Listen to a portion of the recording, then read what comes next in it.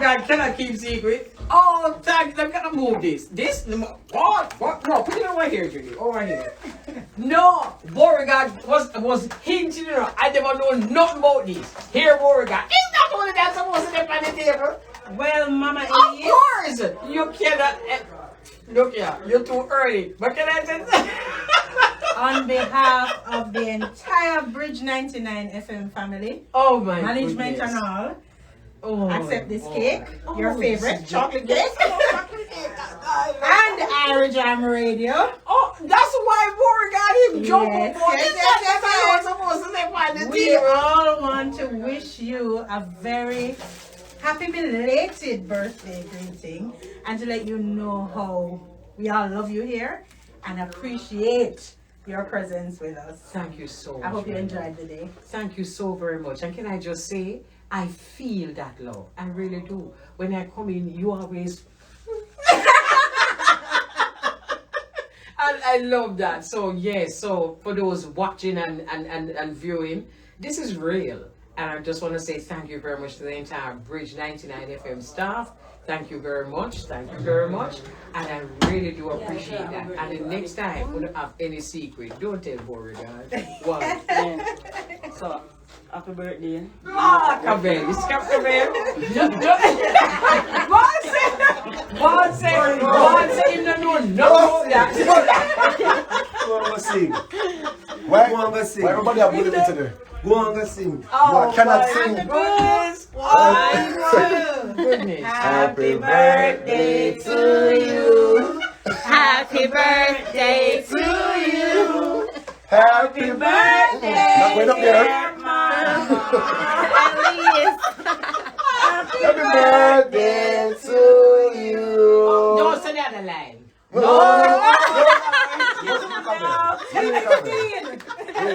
Oh, Lord. Sweet 16. Exactly. Well, thank you very much. Can I tell you something, Beauregard? You think you give me trouble? Damn ya. Believe you, I really love coming to work because of these guys. They're just like when you see them behaving here now, that's how they are. Any day me come inside there and Cavell not give me no trouble, me know say something gone wrong. Something wrong. So scared they sing happy birthday, but I know her present to me is more trouble. I'll be like that. Cause when she give me trouble, me know she good. I know say she good. Just so thanks again. Thanks so much.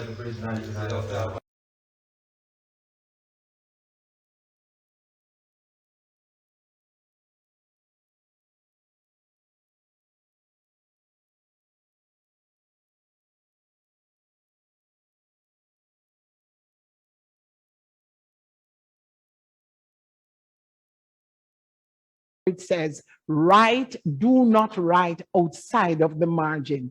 And that is extremely important. These papers, they are, what is happening is that they copy the papers and they send them online. It means that between the margins that they give you, that is where the scanning takes place. So if you have things in the margin, can you imagine you have the word not in the margin and you manage to leave that out, then the entire context will be different. So right within the margin, we encourage you to use a pen that writes well for your exam.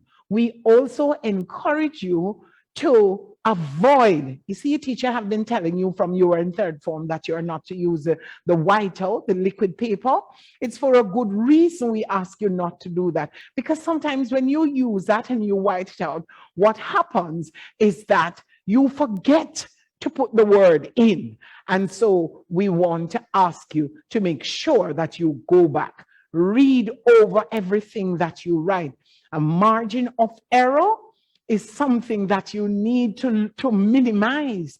When you read over, you would be surprised to see how many mistakes you manage to see.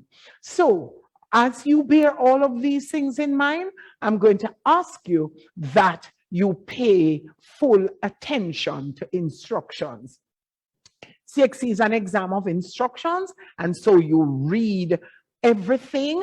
You read instructions. Your paper is 2 hours and 40 minutes. It's 2.5 minutes 2.5 hours of working and 10 minutes of reading before you get into the paper.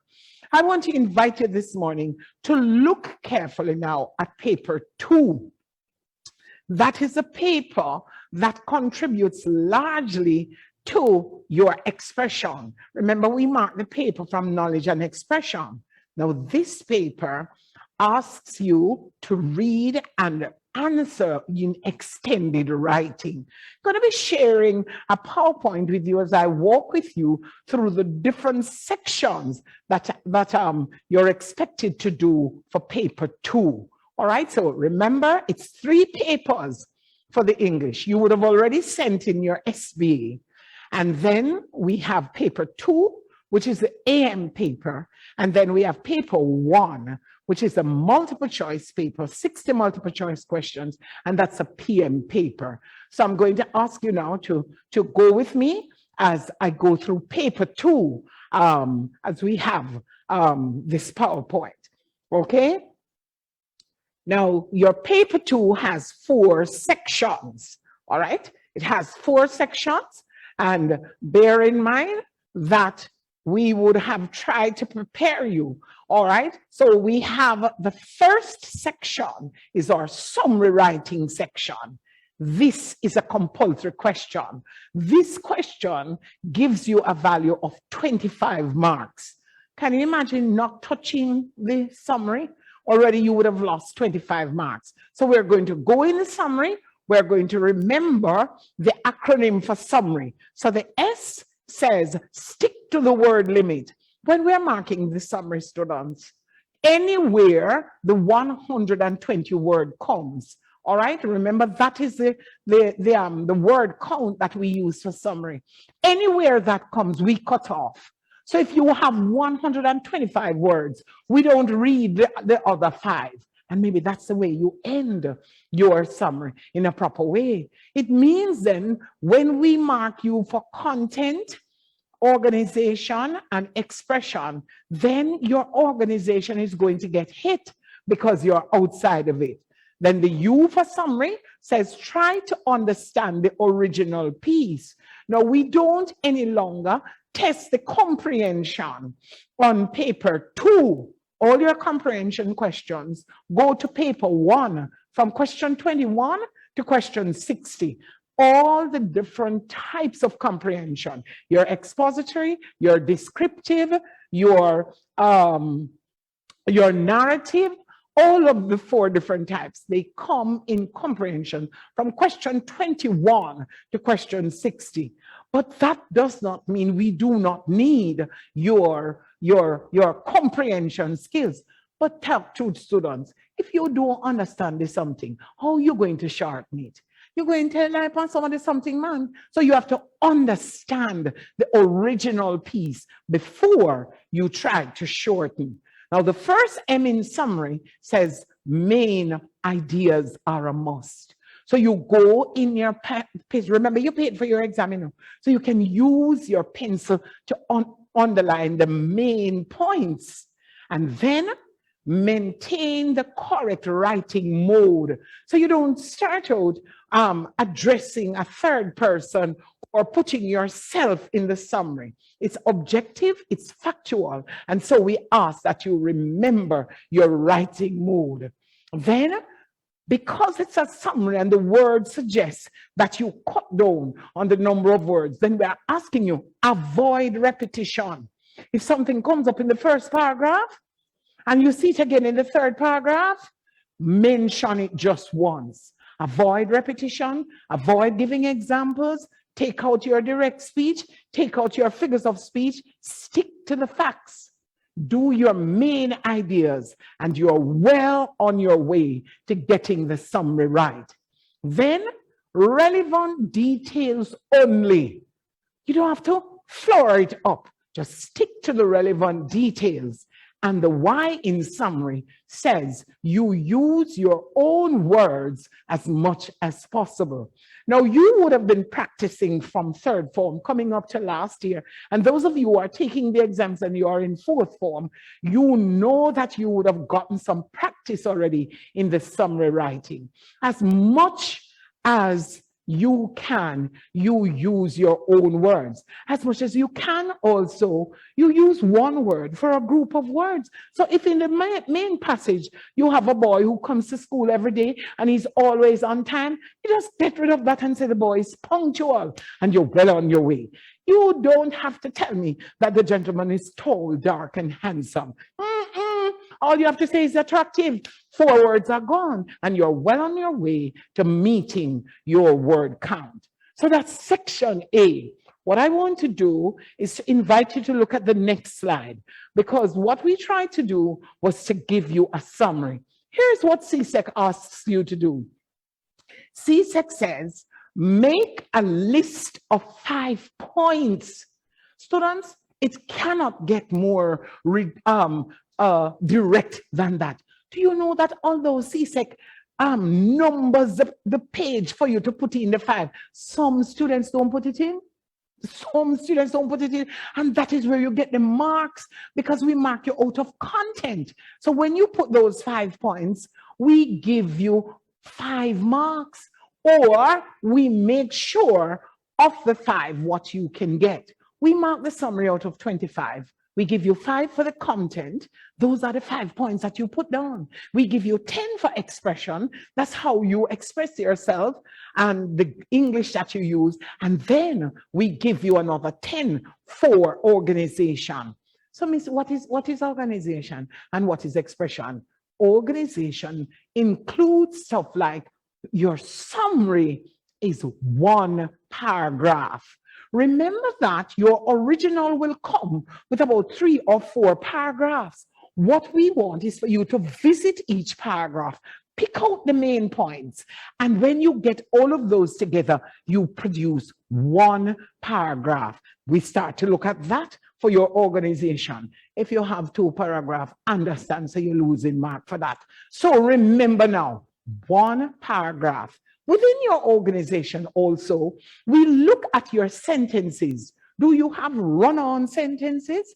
Do you have sentences that don't make no sense? Remember, a sentence is a group of words that make sense. You know? So if you don't have none where no make sense, a phrase you have, are you going to lose marks for that? Remember that our thesis statement or topic sentence is going to take preeminence. And so the thing must read fluently, all right? When we say continuous prose, it means that it not to be just the 5 points that you put down. It must read fluently. And you know how well you read something when it's connected with our good connectives or and or but or nevertheless. It flows, but if we have it choppy and jointed, then your organization is going to get hit. Within the organization also, you have word limit.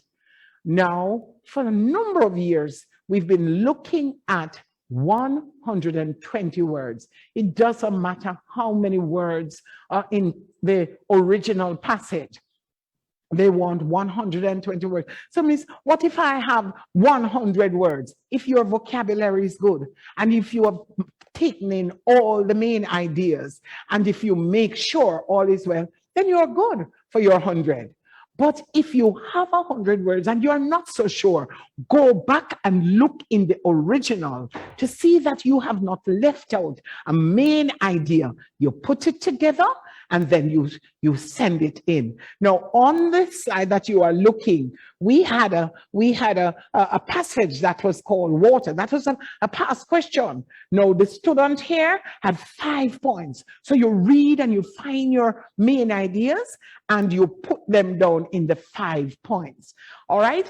They are 5 numbered points. Students, please follow instructions. Don't lose 5 marks. That way, make sure that you have it. And then you write out the summary now. And when you write the summary, you might find that you can take another idea or so. As long as it's not repetition, then you are good to go. And if you look down the bottom of this slide, you see how we marked this one. The content, the student got the 5 points, got 5 out of 5. Then for expression, The student did fairly well in terms of expressing themselves. The grammar is good, the connectives are good, and so the student got 8 out of 10. And then for the organization, the student fell a little under the word limit. We didn't penalize that because we got what we wanted. So that student scored 21 out of 25. Students, you're well on your way to your grade 1. That's 88%. Did I do the maths right? Or is 84%? It's English me teach. All right? 84%, you are well on your way. And once you do your summary well, you feel good. Now, students, do not spend extra time on the summary. Remember that the summary is 120 words, but you are coming up to a section that wants 450 words. And so you want to be able to get there. It doesn't matter how well you write a summary. You can't get full marks in your summary, you know, but even if you get the full 25 marks, it cannot make up if you leave out one area. So you look at the suggested time and you see how well you can do that. Now, some students have a way of writing it out in pencil and then try to rewrite it. Don't run that risk too much because you could get trapped for your time. All right, so that is section A. I want to be moving on now to the second section. And for those of you, the mummies and who have done this exam before and your older sisters, you know section B is a section that has replaced the comprehensions. We used to have 2 comprehensions in this section. Now, this is called the expository section. And in this section, which is compulsory, they suggest that we use 30 minutes. Understand this, students. This is a section that carries the most marks. The summary is 25 marks. This section, they don't give us a word limit, students. They don't give us a word limit. This section is 30 marks. Now, over the years, 4th form, 5th form, you're coming up, you know that when we get to section C, they ask us for a story for 450 words, and they suggest 45 minutes. The other section at D, they want 250 to 300 words, and they suggest 30 minutes. We are therefore thinking that over the years, CSEC wants 100 words every 10 minutes. You've been practicing. Don't let it alarm you. Don't let it alarm you. But in this section, they give us the information and they ask us to do different styles of writing. You would have been exposed to section B. You would have been warned. It's expository writing. You may be asked to do a business letter. You may be asked to write an article. You may be asked to write a report. You may be asked to send an email. You may be asked to send a notice. You could be asked to write an agenda. You should have been exposed to the number of different styles of writing. Okay? A memo, these are some things that they could ask you. Now, since the inception of this section B, they have sent to ask us for business letters. We've seen past papers where they ask us for a memo. We've seen past papers where they ask us to do notices. We've seen past papers where they ask us to make a report. Do not limit yourself, students, to the knowledge of, well, me can write business letter, man. Me I do business letter. You know that many times, those of us who brag, oh, we can do something, when we get it, we mix up everything. So it is worthwhile going over. Now, on our sample this morning, we looked at 2 things, and I'm going to just ask you to just watch as we go to the other slide. I think our first example is a notice, all right? Now, I am sure you would have seen notices everywhere. Remember that for school, our notices come in different form. Remember I said that this section is expository, students. It means that they give us the information. And the information that we are given, we are asked to use it. not many times do they ask us to make up stuff. They give us, and then this section is marked out of 30, where they give us 10 marks for content.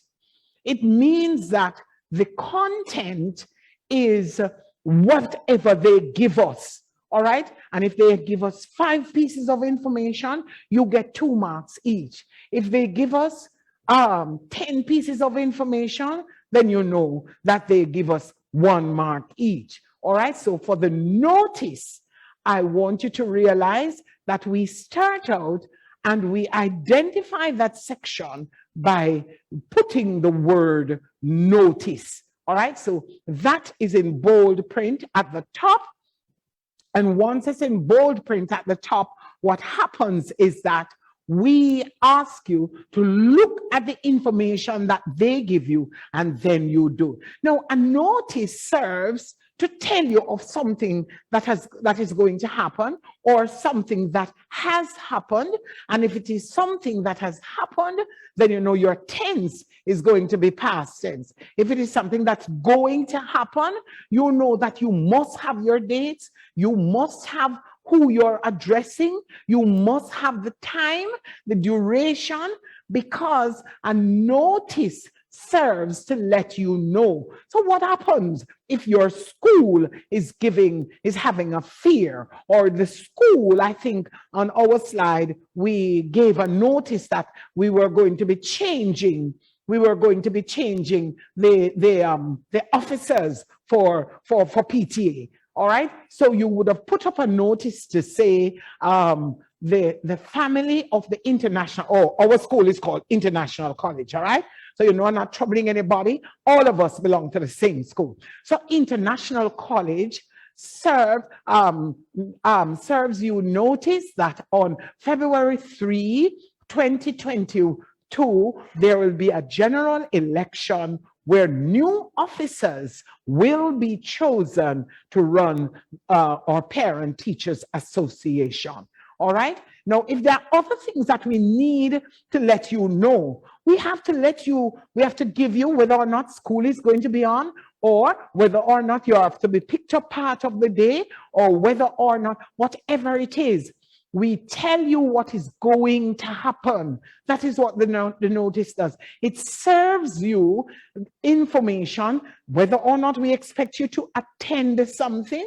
It is not an invitation. So if you're having a graduation, you wouldn't put up a notice to say, our graduation is coming up on Sunday, please, you are invited. No, we would have to go write one invitation for that. But the notice might say,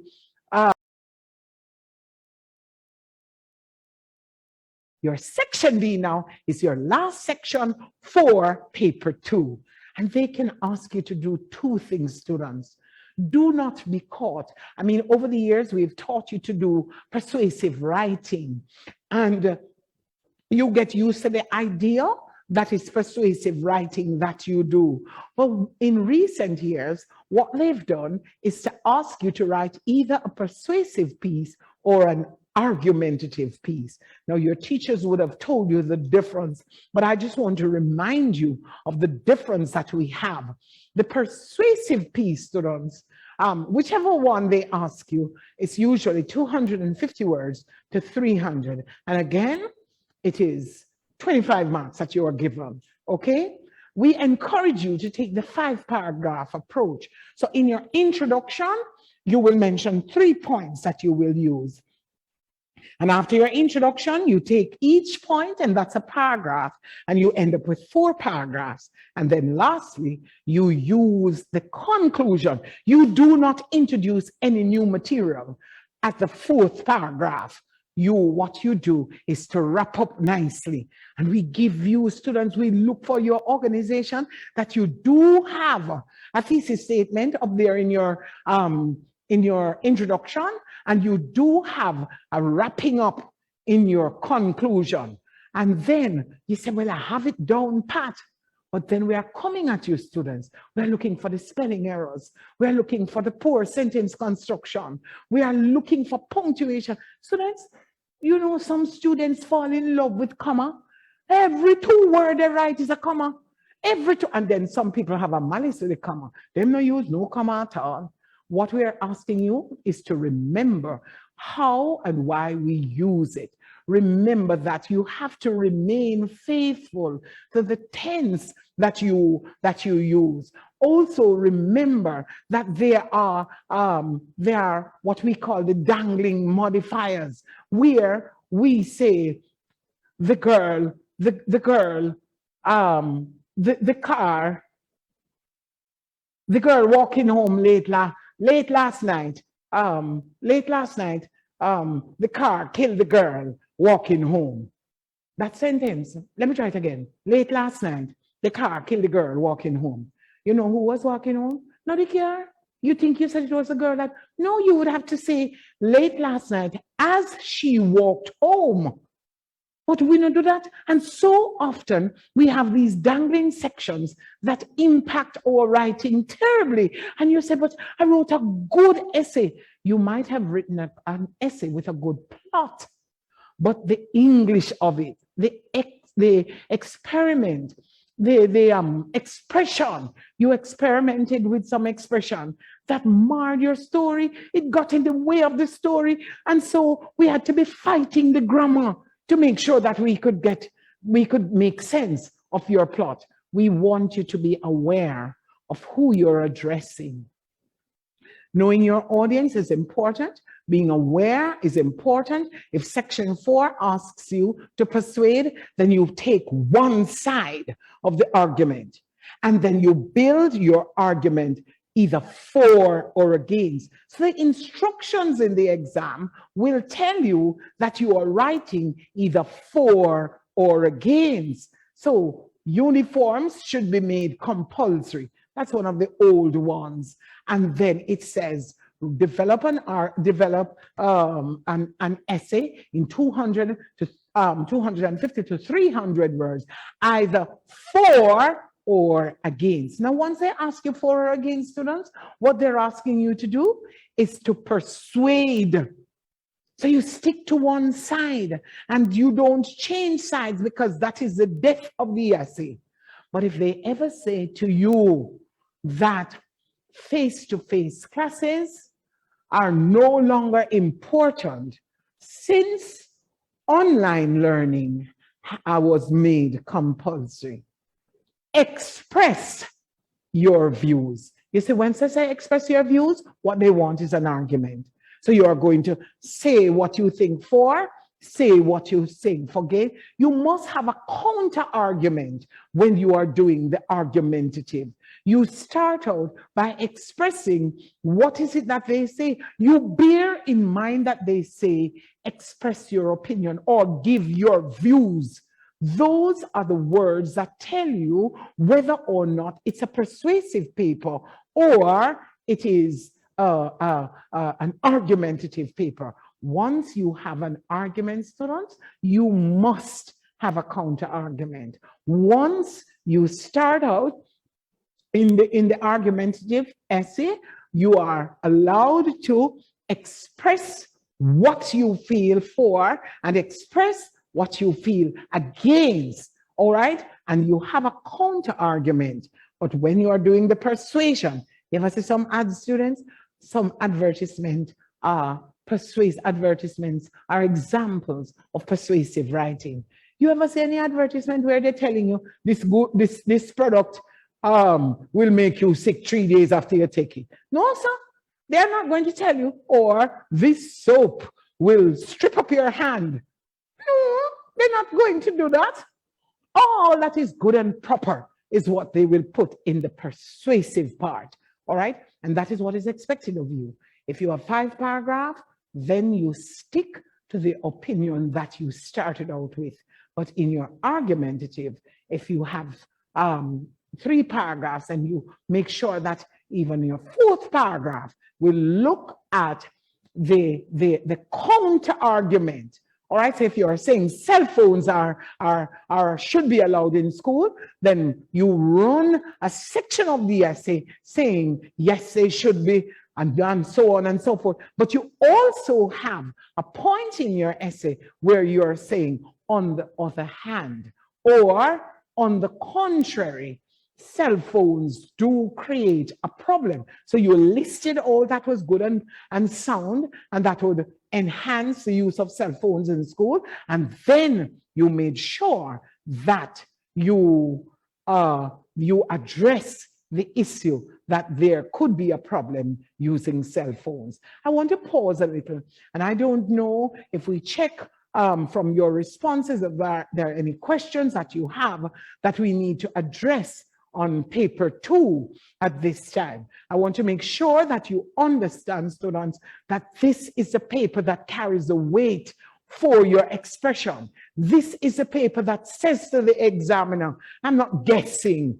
I know that this is what I need to write. Section A is my summary. Section B is my expository writing. Section C is my short story, 450 words. My expository writing does not ask me for a word limit, but it is a section that gives me the highest number of marks. I want to remind you, students, that section D is a different style of writing, all right? And so you need your persuasive tools. And then remember, when you're writing this section, all right?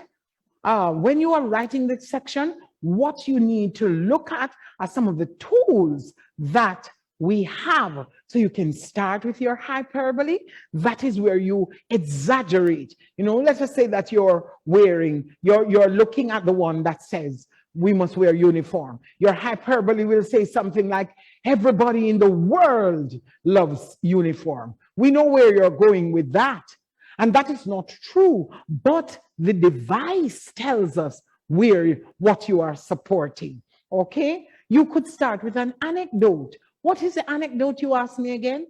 That is where you use like a short story. And in the short story, and you only need two lines in it. You don't need to write out a full story. If we are going with the cell phone and you're going to do your introduction with the short story, you could say cell phones should not be allowed. Now we can't say that again, you know, because after the pandemic, if you don't have a cell phone, you don't really have no school, so they can't ask us that again. But let us say that was the question. Then in an anecdote, what you probably could say that when John